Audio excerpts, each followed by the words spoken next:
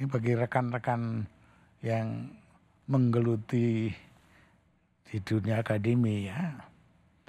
Kalau kepengennya gaji, duit, jangan di situ dong gitu kerjaannya ya.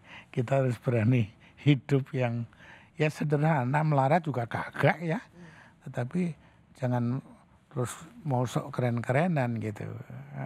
You have to accept whatever you get from your salary or honorarium. Saya kalau bikin joke sekarang bukan joke padahal ya pensiun guru besar itu cuma 4,5 juta loh tiap bulannya, mana bisa hidup kan gitu ya. Itu guru besar ya, Prof? Iya, tapi ya karena orang nggak percaya, orang lihatnya mantan menteri zaman Orde Baru, gubernur Bank Indonesia, nggak mungkin nggak kaya raya. Tetapi saya mendengar banyak kesaksian termasuk dari muridnya Prof Derajat di Singapura yang naik bus, makan juga di kantin, nggak gubernur BI banget, Prof. Memang orang heran dulu ya, waktu rumah saya digeledah oleh orang-orang KPK. Soalnya yang ini ngelanggar aturan, saya ini hanya saksi. Tapi digeledah tapi ya. rumah saya digeledah, tapi ya udahlah, saya daripada ngeluh-ngeluh nggak ada gunanya gitu. Ya udah biarin aja mau cari apa gitu ya.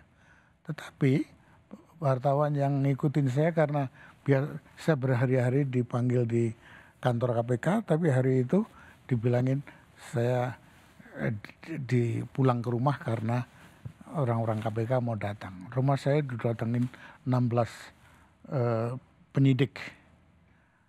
Terus ada satu orang yang dekat saya terus nanya-nanya, udahlah Pak ngaku aja gitu. Saya suruh ngaku apa lagi sih Pak, saya bilang gitu kan ya. Tetapi wartawan yang ngikutin itu banyak yang ngelewatin rumah saya karena ya nggak nyangka loh. Mereka harapannya melihat rumah gede gitu kan. mantan Gubernur BI. Tahu-tahu rumahnya ya cuma segitu gitu. No, it's a joke yang I almost like take it with pride gitu ya. You take it with pride. Iya.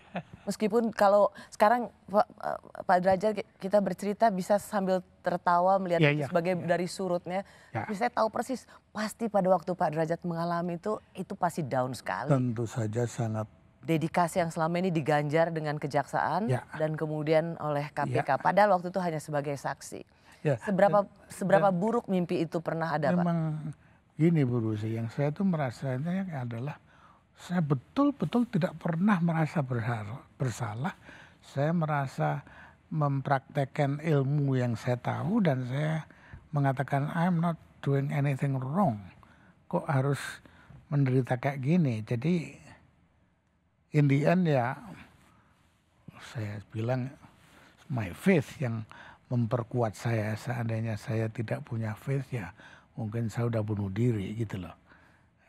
Karena memang pressure yang luar biasa besarnya. Dan saya malah karena kembali because of my faith yang saya pikirkan orang lain. Gitu kan. How did my parents-in-law think at the time. Anaknya baru diberhentikan, saya diperlakukan seperti itu, tentu nggak enak banget. Yang anak yang paling kecil pun harus lari untuk cari tempat yang lebih aman di Switzerland dan seterusnya. Dan ya itu tadi kebetulan semuanya ya kita orang jujur ya, namanya Prabowo kebetulan kok ya punya teman yang namanya Keng Abdullah gitu kan. Saya kok. Jadi sorry Prof. Jadi memang pada tahun 98 itu pelajaran yang luar biasa dari keluarga Prof Sumitro ya, termasuk Prof Derajat ada di situ. Kalau tadi saya ingin mengulang apa yang Prof Derajat katakan di tahun 98 itu menantunya Sudrajat Djuandono diberhentikan dari Gubernur Bank Sentral. Putranya yang Prof Sumitro, yaitu Pak Prabowo juga diberhentikan dari jabatannya. Ya. Jadi a lot of things happen and that bad thing happen in the family. Memang benar. That is very true. Ya. Di keluarga saya sendiri, ayah saya dipanggil Tuhan masih agak muda, 58, karena dulu mengungsi kita waktu Belanda. Kita orang Jogja, waktu Belanda masuk Jogja membonceng Allied Forces, kita mengungsi dan ayah saya wafat pada waktu di pengungsian karena sakit. Tapi ibu saya